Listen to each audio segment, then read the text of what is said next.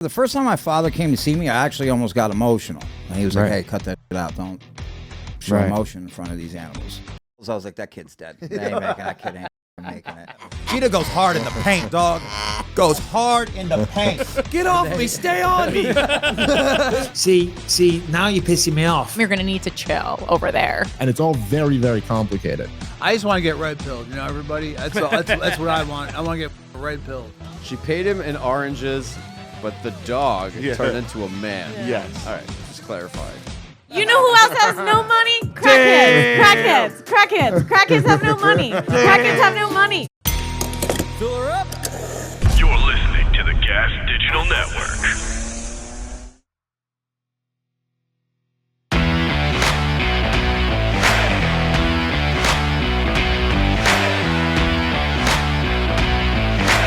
You're listening to Gas Digital Best of the Week.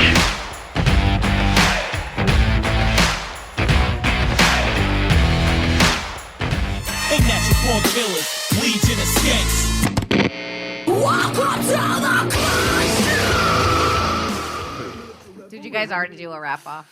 Have you done a wrap off? I'll fucking wreck Jay shit in a rap. I already beat Ralph. I feel like Jay can Ralph rap, stinks. and I feel like Dave can kind of secretly rap. Dave used to actually write raps as a teenager. never wrote raps. Lying wigger. shit. Lying wigger. Lying wigger. Lying wigger. I believe you. Lying I believe you, Dave. wigger. Lying wigger. Lying wigger. I never. I swore I'd never rap again. We're putting him in a skank court. Skank Court. Exhibit A. Here's a video, like a grainy video from '89. This is a very long time debate going on. Lewis always says that Dave did write raps. Dave wrote raps. You're a liar, dude. I mean, no, I wasn't like We that. all Do wrote you raps. have? No, like, We yes, all yes, wrote like raps. that, like that, like Never. everyone on a piece Yeah, but of you were a loose leaf- wigger on a f***ing stoop. Do you have anything in your phone? Huh? You have anything in your phone in your notes? For a rap? So you're Yeah, right, brother. dude. Yeah, no, brother. No. I was He's a Republican now. Having a smartphone was years past when I Do would you ever- remember anything? Because I remember some old. I don't remember a thing. But I didn't write like maybe a couple times ever. I had friends who rapped terribly, but I had friends. That's great. But I I wasn't rap? one of them. Did you rap? No. We had one friend that was really I rapped good. like in college drunk a couple of times, I think. Are you drunk? Drop a beat. No, I can't do it. No. Come on, Kim. Kimmy. I need a real beat. Give her a real beat. Come on. No offense. I feel like I just said the N-word. No offense. Yeah. No, something better. Calm down. hard. What's wrong with you? That's like I'm Rap not to gonna any sing. beat. No. I thought that was a pretty dope beat. Fire Okay, beat. then you rap to it. ODB You're killed the somebody. rapper. You're awaken the old wigger. Kim. We had a friend who became like a professional like drum and bass MC Hard kind of guy was beats. around. So none of us thought I would have never thought about writing. So rap. I ain't. Like, where did they get that?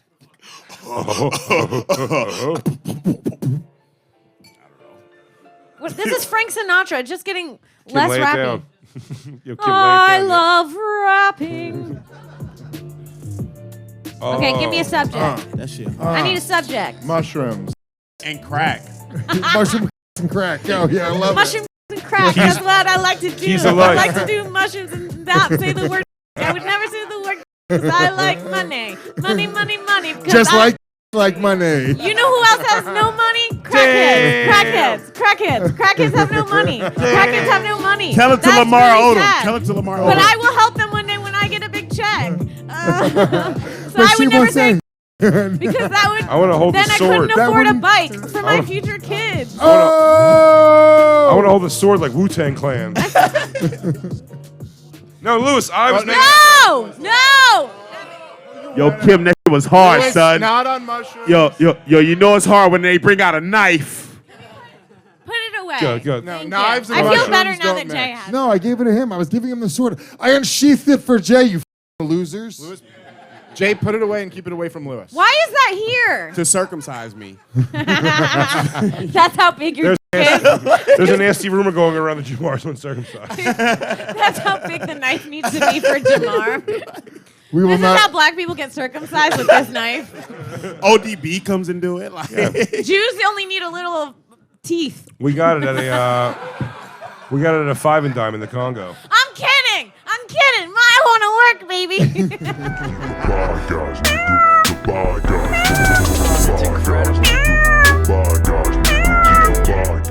That was always one of my biggest fears of drinking, like murdering and eating. Doing something like that in a blackout and coming out and being in a jail cell or something like that, or like going, like having some crazy reaction to a drug and like coming to and you're like just covered in blood. You're like, what have I done? Like a werewolf? I could like not imagine the fear. One of the guy that would you do one like of the psychedelics and like go nuts and stuff? Like, would you have like moments of psychosis? If I smoke too much weed. Yeah, I mean, I have that now. Yeah, I like smoke any weed. If I hit gravity bongs too much, like the very first time I ever did a gravity bong, I thought I killed my friend's family, and I tried to bite my fingers off. And my friends had to sit on me and hold my arms down. Whoa! And they were like three huge dudes, and I was like overpowering. Ian's fully erect. Get off of me! Stay on me! And I came to, and I was like, "Hey guys, what's going on?" Like, dude, we are never doing drugs with you again. I was like, what's happening? I can kind of see that. Like, weed makes me so crazy. I never smoke, but I get where you're coming from. Yeah. Like losing your mind on it. I feel like it affects me worse than any other drug. It's crazy. Yeah.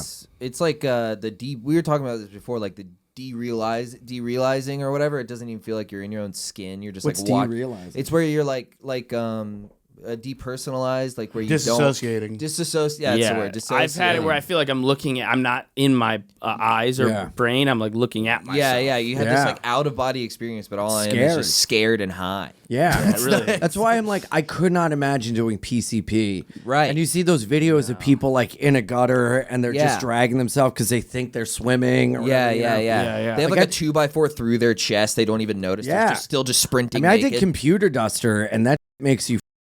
You did fish the out, and that makes you hallucinate like to the point where I swear to God I was having a barbecue with my friends on like a back porch, but in reality I was in my bed going like.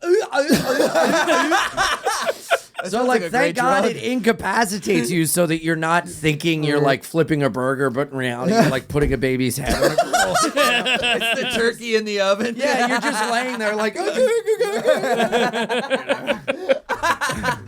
That'd be a great anti-duster ad. It's like a guy at a barbecue, and this is what he thinks is happening. Yeah, this is your brain on drugs, and then you're just in bed trying to swallow your own tongue. I did nitrous a bunch. I liked that. Yeah, none. Too scary. I like scary. that one. Yeah. So fucking scary. I thought to myself, I either got ripped off or this is my first case. And then I went to jail for like a week and then got out. What jail, Rikers? No. This was in Long Island. So it was just like Suffolk County. Okay.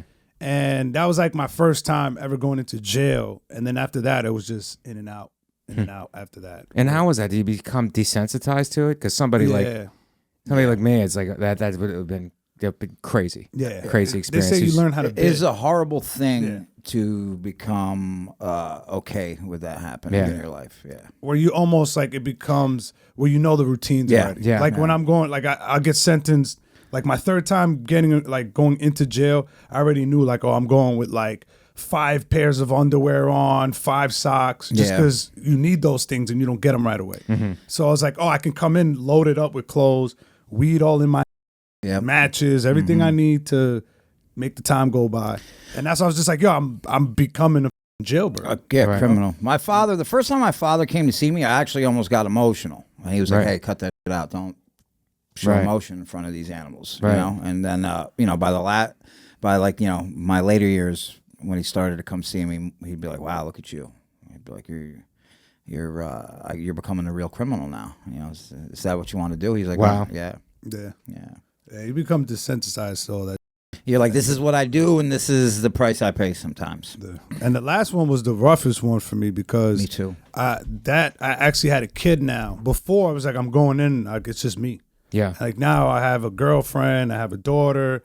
I didn't have like a great job or anything at the time because I already had became a junkie towards the end. Right. So like it got to the point where I couldn't even sell drugs anymore because I couldn't hold it on long enough. Right. So at that point I was just at my lowest, caught a gun charge, caught an assault charge, which was just me throwing a snowball at somebody. and they gave me a assault with a deadly weapon. Wow. Yeah. And Well, you are Dominican, so got an arm, baby. I got crazy. I got a strong arm. That's only a winter. Yeah. Winter charge. Yeah, winter felony. This Mr. Perez being charged with a seasonal felony. I was throwing that heat in the winter. Yeah. They can only keep you in jail till March 22nd. Yeah. That's the end of winter. You gotta have to let you go at spring. Yeah.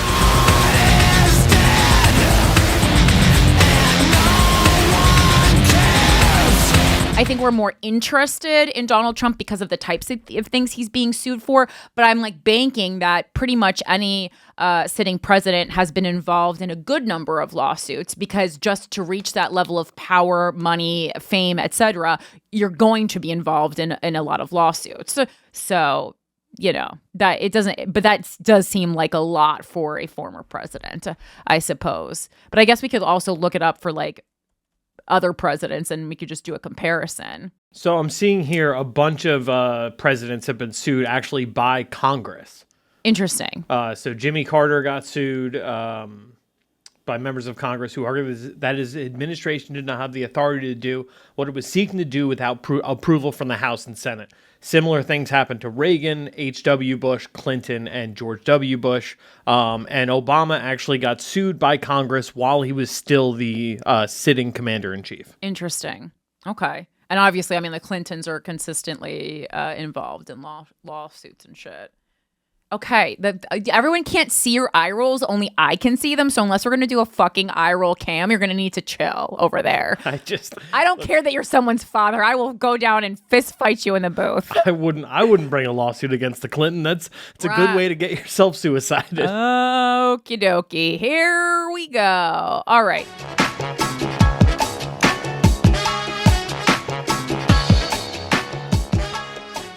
Yeah, to your point about like how during COVID we saw all of these things in the economy start falling apart. You know, it's like it reminds me of the old Leonard Reed iPencil thing, which I'm sure a lot of people watching or listening are familiar with. If you're not, it's the idea basically is if you take something as simple as a pencil, something, and the idea is that no one in the world knows how to make one.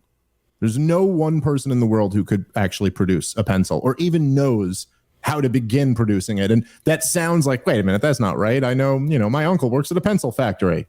Probably no one does. But the point is that you realize even that person, there's so many other more materials and then so many materials you needed to get those materials. And, you know, like the graphite has to come from the ground. And in order to get that, you need a big drill. And in order to get that, you need metal. And in order to get that, you know, and when you realize that it's like, oh, there's so many layers. There's like millions of pieces of information that have to come together to produce a pencil. And when you wrap your head around that, like if you were just talking about this in abstraction, you might go, oh, so what does a pencil cost? Like $5 million? And you're like, no, they're like 5 cents. And you'll see one on the ground and not think twice about it. But there's actually millions of pieces of information that are all put into the production of this item, and that there's no, you know, department of pencils. There's no czar of pencils who's shouting instructions out to everyone. This happens in a completely decentralized, completely voluntary manner. It's actually really beautiful when you think about it. And this is true for like every little thing around you in your house that's been produced. It's true for all of them. That there was millions of pieces of information and all types of different specialized knowledge that had to come together for this to happen.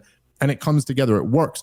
But you understand this when you start just having like some centralized force that we call government come in and insert rules. Well, you can't do this anymore. You can't. It's almost like, it's like if you opened up someone's scalp and you're looking at their brain, and like there's a lot going on there that all works together. And you're just like, let's start messing with it. You know, and it's like, you're going to cause disasters that you didn't even realize were had anything to do with what you were doing. It's like, what do you mean? The foot's not working now? But I just touched a little thing up here. It's like, yeah, it's all interconnected and it's all very, very complicated.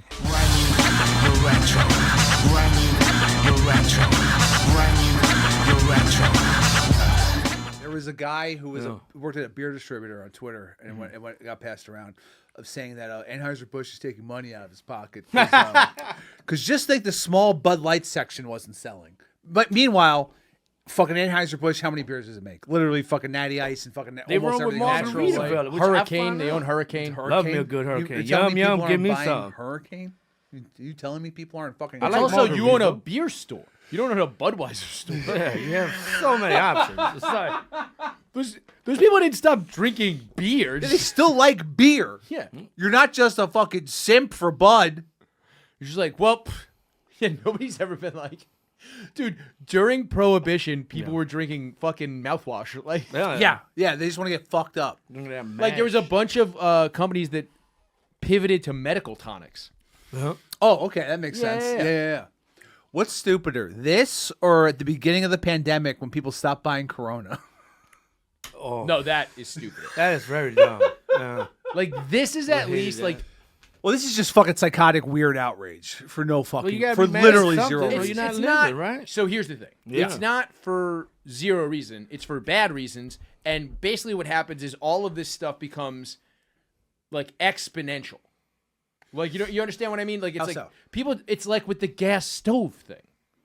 It's like people I was mad when they were like, we're going to outlaw gas stoves. It makes you dumb. But I didn't turn it into a fucking libtards. I went, hey, I read the stat. Remember we did that? I was like, I read the study on this. Data behind this. To be fair, we got very lucky. It was only in New York and not with Kid Rock lived. Because probably would have shot his gas. We talked about this a little bit on this show, and I've talked about this a ton on Notes of a Goon. With like with some of the trans stuff, it's like it's because the conversation gets shut down that you only get reactionary dickheads. There's a conversation to be had with some of this stuff, with some of these conversations. About who's on beer cans? Like, yeah, not with that. Exactly. So it then becomes, because you're never allowed to talk about this, the psychos, the grifters come out of the fucking woodwork and say you're always supposed to talk about this. Yes, 100%, Chris. These are grifters running the algorithm. They're like, oh, this is hot right now. Let's talk about it. Let's generate fucking and but it's also engagement. It's because there is an actual conversation to be had, that there are people scared.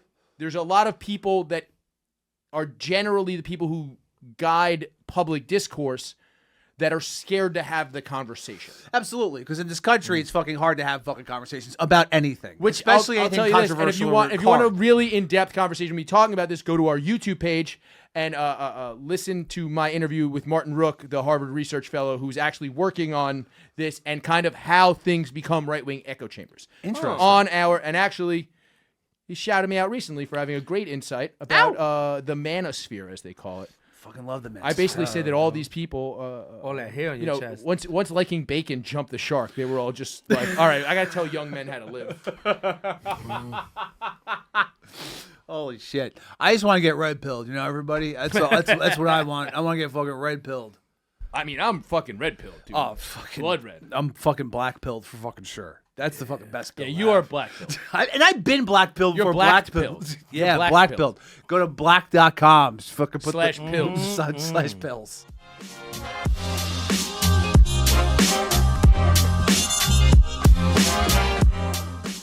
So I don't know if I've ever told you this, but one of my life's dreams, one of my major goals is to write and direct a Babe Ruth biopic, because they did one with it's what's horrible. his name? It's John Goodman. John It's a Goodman. joke. I thought it was all right. No, but it's I saw it but it's not who he. But it's not who he was. Like, we have this idea of Babe Ruth as like the fat guy eating hot dogs and like larger than life, dude. Professional sports, as they exist today, do not exist without Babe Ruth. You guys do not have the job that you have without Babe Ruth. This guy was a larger-than-life cult of personality, the likes of which has very seldom been seen on this planet. This guy took a game that, at the time, was thought of as, like, very rude. It was a crude game. It was a white trash game. It was Ty Cobb. Yes. And Ty Cobb was before Babe Ruth? Yeah, right in the beginning. It was Ty Cobb and then Babe Ruth. And Babe Ruth going to Broadway in New York, coming out of that first little depression that we had in the 1919s, coming out of World War I, he created this spectacle of American greatness, like this idea of you know, like the America First, the grandiose, the Ty roaring Cobb was 20s. a nasty motherfucker. Nasty dude. Now that's a great movie. Cobb. Yeah, with Tommy Lee Jones. That's a great He would make his cleats, like he would sharpen his spikes, and as he'd slide into second base, he'd stab people right in the. I don't even know who that is. Ty Cobb, bad motherfucker. It's America's sport, buddy. And even Babe Ruth, like.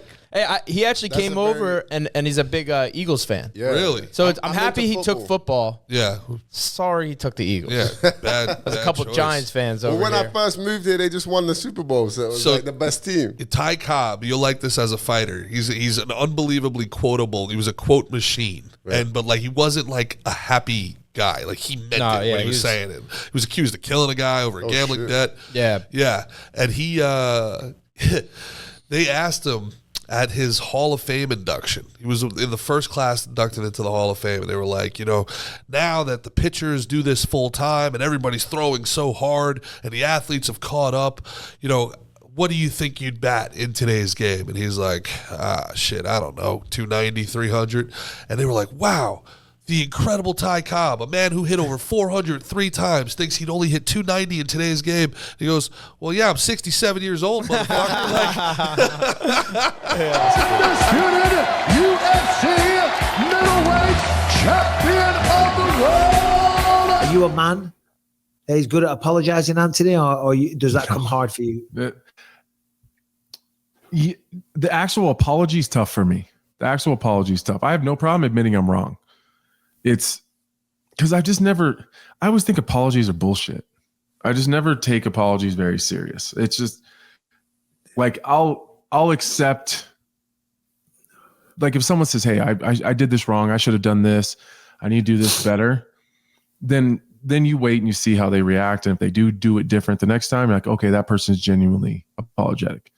But I think it's just the way I grew up. I just heard it all the time. And then people keep doing the same fucked up things.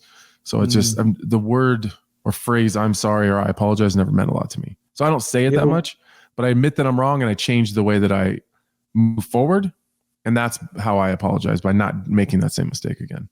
Well, that is better and way more effective, because words are cheap. Anyone can say, I'm sorry, you know. Right. I don't mind admitting I'm wrong or saying I'm sorry, although I have a lot of practice at it. Me too.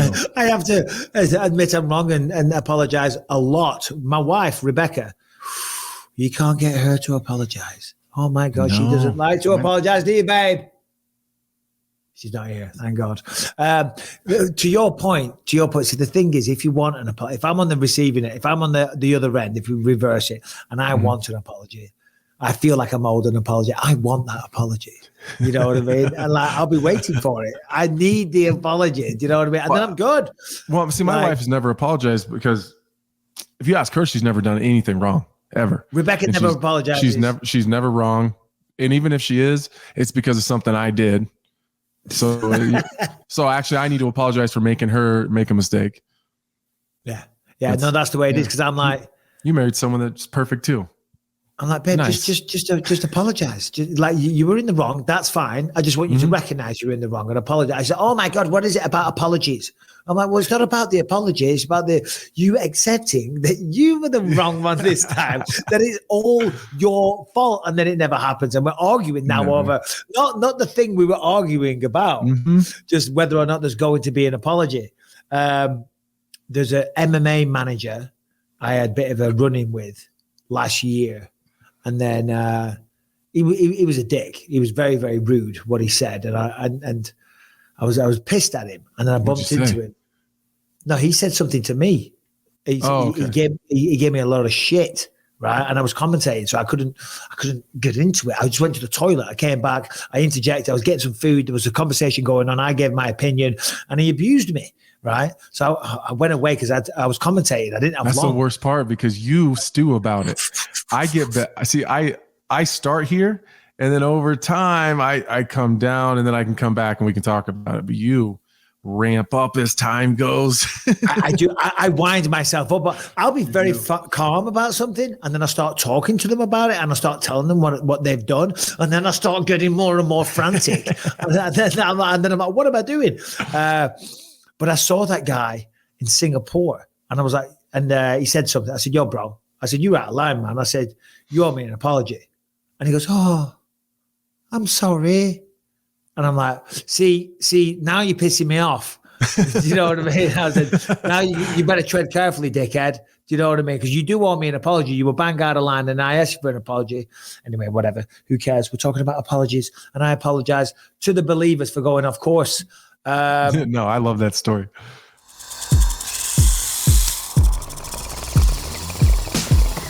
What up, motherfuckers? It's the Real Ass Podcast. What happened with, I believe what happened with Cumia and Burr, my understanding of it is that Anthony a while back made some comments about Bill Burr's wife on his show, right? So Bill Burr was like, fuck you. I think I remember that. I'm out of the Cumia business, right? My assumption. I remember that. That was years ago. It was a while ago, but I'm assuming, which by the way, I get it. If Anthony starts trashing my chick publicly, saying he's got a platform, he's got fucking, I understand why Bill's like, fuck you. Completely reasonable, So apparently Anthony was at the cellar and Bill Burr was there. And Anthony, this week? Yeah, like last week. And Anthony went up to Burr being like, hey, dude, can we squash this? Now, I've heard different accounts and Anthony was fucking sloshed. He was hammered.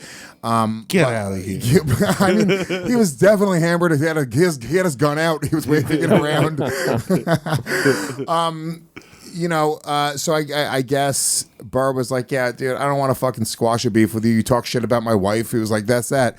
And then Anthony was sort of like, yeah, what the fuck? And then I guess Club Soda Kenny, who was Jim Norton's security guard back when it was on O&A, like, friend of the show, he's Burr's security. So he removed Anthony from the Comedy Cellar. Wow. So now Anthony has been fucking like, fuck you. You fucking, he's been going off on Twitter? An angent, I call them.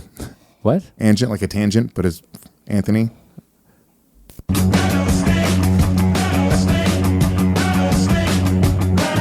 How is Angent short for racist tirade? Yeah, that doesn't.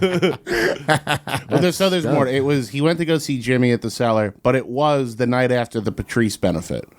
So I think, and I'm not accusing him of anything, I think in his head he knew Burr and other people were going to be there. Right. I think Anthony's very hurt that they won't allow him to be a part of the Patrice benefit because Anthony was legitimately friends with Patrice. Like on a higher level than 90% of the comics that go on to that benefit. So I think Anthony also has a case to be hurt about it. But like, if comics are going to choose between fucking associating with Bill Burr or Anthony, nobody's going to fucking choose Anthony, except idiots that don't have careers like me. Which it's not that I would even choose associated with Anthony over Bill Burr. I'm just not going to let people's beefs fucking make me pick and choose who I'm going to fucking associate with. What if That's Zach and I fucking fought gay. right now? Who would you jump in favor of? That's a great question. Ooh, if I had to, like, let's say, gun to my head, you got to jump in and help one of them. YKWD regs. I'm beating the fuck out of Zach. Let's be realistic. I'm beating the fuck out of Zach. I'm dropping elbows on him. Do you I step can't in? get up. Do you pull me off or do you hit me? Oh man. I'd stay out of it. I'd turn the other way. You'd film it and post it. I would. Lewis, what if it were a good son thing where you have both of them holding on to one hand? Well, obviously, he's not that strong. Well, we would all go over because Zach, I'm holding Zach. We're all dead. People died.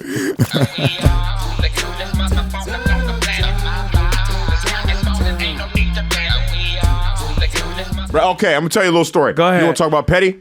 Little pettiness, right? I take my mom to the Writers Guild of America Awards, right? Nice. We're having a good time.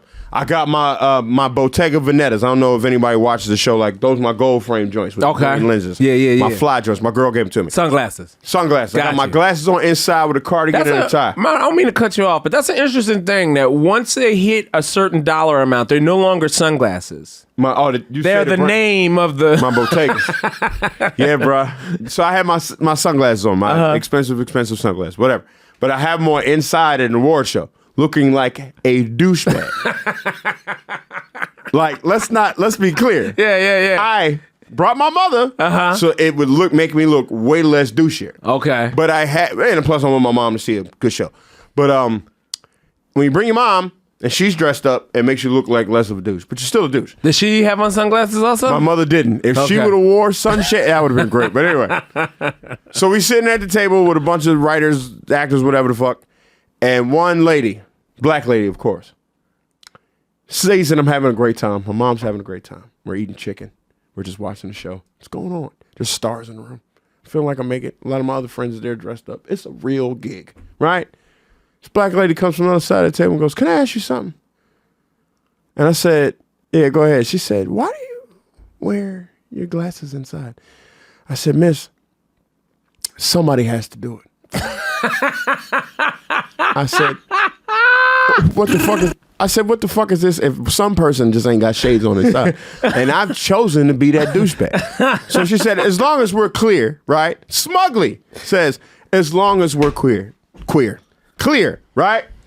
Natalie, I lied to you not. Dave, I lied to you not. Let's go. I want to say 15 minutes after that happened. Fucking Alex Borstein, the voice of Lois from Family Guy, says, "Inside Amy Schumer for best comedy sketch bit, pop, pop, pop. We all get up. Amy Schumer shots up my mother and my sketch in front of a masked Steven Spielberg and a drunk Spike Lee. I'm feeling like $1 billion right now. Right. Then they turn it up a notch. We go in the back. I get my own fucking trophy. Right? I get my own fucking trophy. We taking pictures. Now I'm carrying the goddamn trophy. Feeling like a champion. I'm wiping tears from Yamanika's eyes. I'm a goddamn G right now. I walk out. Go find my mom. Give my mom the trophy. It is beautiful. And I put it on the table. I look at that black woman in the face and I go, "This is why I wear shades in the fucking inside." God damn. And my mom was like, "Hush." Name out your fucking mouth. Oh! She's like, "This is why I wear shades inside." My mom hit me in my shoulder because she knew. I was like, that nigga wanted that. My mom knew. I was, oh, man.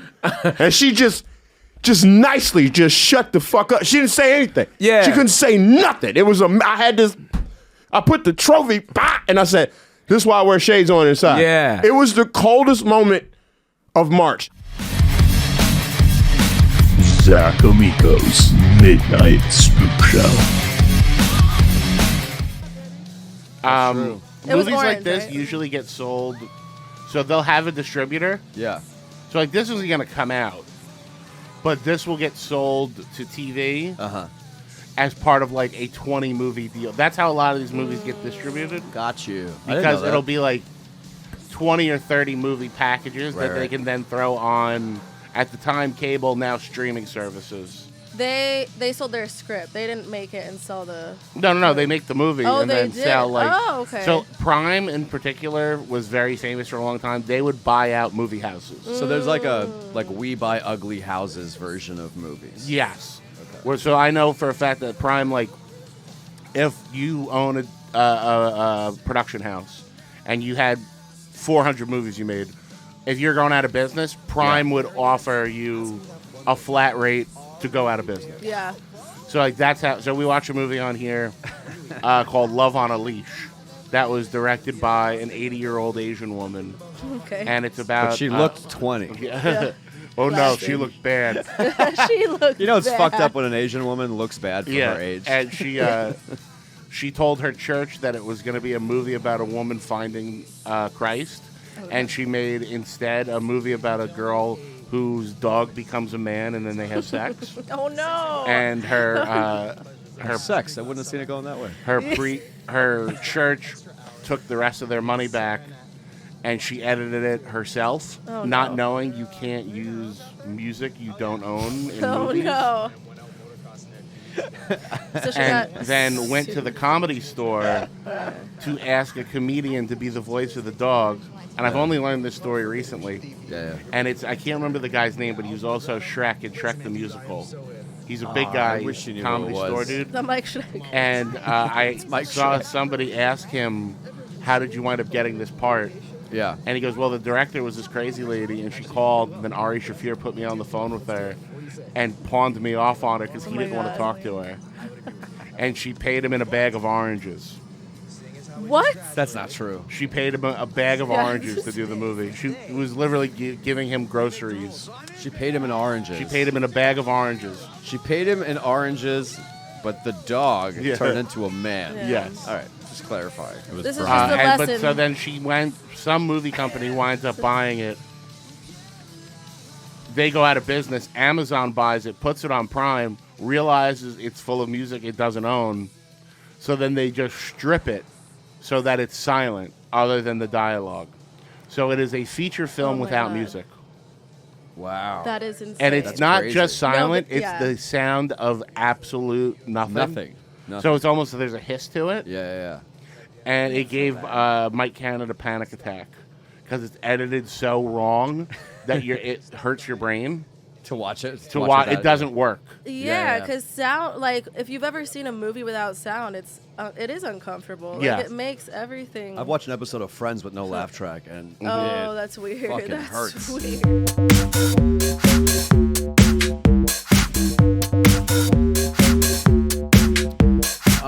Weird sex story. There was my friend's cousin. Oh, here we He's go. not my friend anymore either, but it had nothing to do with that. But I was living in New York. He lived in New York, and his cousins came from L.A. They were like these L.A. girls, and there was one. Her name was Donna. Most beautiful girl I've ever seen.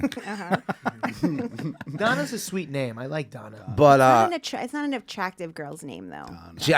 Old school. That's an old school. It's attractive a girl girl's that name. makes the '70s show, Donna. I think She a was- girl makes soup. A She girl was makes taller stew. than me. Yeah. That's most Pink, girls. Pink Escalade. She was 5'7". Yeah. Go ahead. 5'7.5". She pink. She drove a pink Escalade. Oh, trash. Yeah. Go ahead. Keep going, garbage. But Did she it have eyelashes on it? she had those fucking things on her. The rhinestone steering wheel. Yeah. This is about that time. Yeah, Laffy Taffy. I guess she was kind of, she might have been a sex addict or something like that. I'm not sure, but where we were staying because I was staying at her cousin's house. It was like the whole family was over there. It was like she had two other sisters, and then a couple of my friends were fucking them too. So my friend is bugging out because like his cousins are getting fucked by all of his friends. It's like he's very pissed about it. And then we had sex in the street with cars passing by. I had her up against a car, bent over the hood of a car, and she was completely. It was her. She wanted it. I fucked her on. What time of day? It was in the evening. I fucked her on a playground, on the slide of a playground. Was it metal slide? Was it hot? No, it was one of them plastic ones. It was the evening. It was the evening time. We're fucking all over. There's no metal slides at night. Yeah. 65 degrees. 75 degrees. Nice, cool night. Yeah, good, nice. It might have been spring, early summer. Yeah, I'm not completely sure. But then 57 degrees. I was fucking her on the McDonald's playpen. No. On the What the monkey fuck is this jet. thing called? I mean, I didn't really on the balcony, and like everybody's inside watching TV, like people on the couch, people Where were like you this. in Mamaroneck? There's a balcony in this park? Yeah. What kind of No, fucking- this is back in inside the apartment, and and she's like, "Fuck me here," and I did it, but I came in her. I ended up coming in her. Not that time. After that, and I remember she just looked over at me and she goes, "What do you want to name it?" Oh my That's God. what she said to me. Oh, no. Sexy keeper. And I just That's called a started keeper. laughing my ass off. Yeah, but she drank and took so many pills. I was like, that kid's dead. That kid ain't fucking making it. Yeah. Oh my God. Was she But then in the joking?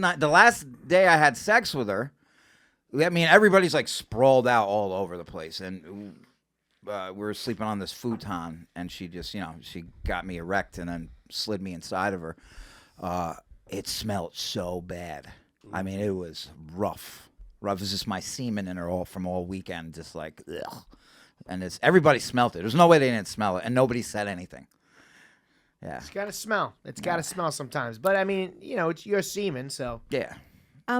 Was she joking when she said that? It made me laugh, so. Listen, the lifestyle she lived, that baby wasn't making it. It wasn't making it to 3 months. No way. I mean, there are plenty of like drug addicted babies born. Like it could have been a. I don't know if baby's being born. I've never heard of a vodka pill baby. I've heard of crack babies. Vodka pill baby. I'm a vodka pill baby. But shout out Donna. That was a great weekend, Donna. I appreciate you. I had a blast.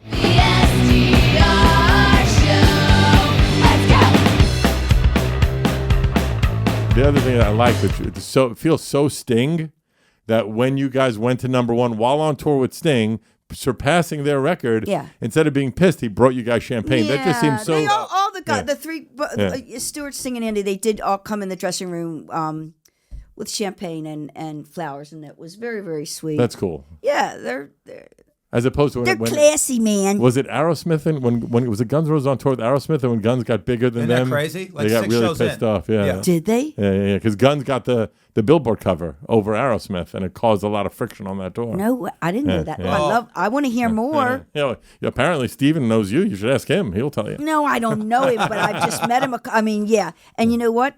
I met Steven Tyler when I was 13. Wow. And then again when I was 15. And Going to see shows. Yep, when they played at the Baltimore Civic Center. I saw because they're a them. Baltimore band. No, they're from Boston. Oh, Boston. Yeah, sorry. I saw them when they first came there. And of course, I found that from these groupies, because I mean, I was a kid. I kind of knew what was going on. But anyway, I knew that every band that would play at the Civic Center, the Holiday Inn was across the street. So they'd always stay there, right? Or they'd be at the Hilton, but mostly at the Holiday Inn. And so I found out what the tricks were to get in to meet them. And what you would do is you'd go up, because they had guys out front and you couldn't get in. You'd go around back to the service elevator. And you'd go up to a floor, whatever floor. You get off, get on the phone, and ask to be connected to either the drummer or the bass player, because they were usually the only two people in the band that would give their real name. That's funny. Then I'd find that out. Okay, then I would rap on the door, and they'd open it up, and I'm a kid. Hey, can I take your picture? 9 out of 10 times they said yeah, and then I'd say, oh, what room is such as the, and of course probably to piss off their other bandmate, they'd give me their room number, and then I'd go rap on their door. Well, I wound up getting photos of a bunch of my idols That's back. fucking great. Yeah, and Aerosmith. It's also what's so great about it, so evident with the band and the music. You guys live and breathe music. It's fucking cool as shit. It really. Well, I can say I do for sure, and I know Kathy does. Kathy has wanted to be all she ever wanted to be. Well, her book was fantastic, by the way. Well, it's funny that 3 of you have written books. Yeah. Right. And I've obviously listened to yours. Yeah, but 2 of us have really written books. Oh, so one of the. Yo, Gina goes hard in the paint, dog. Goes hard in the paint. I love it.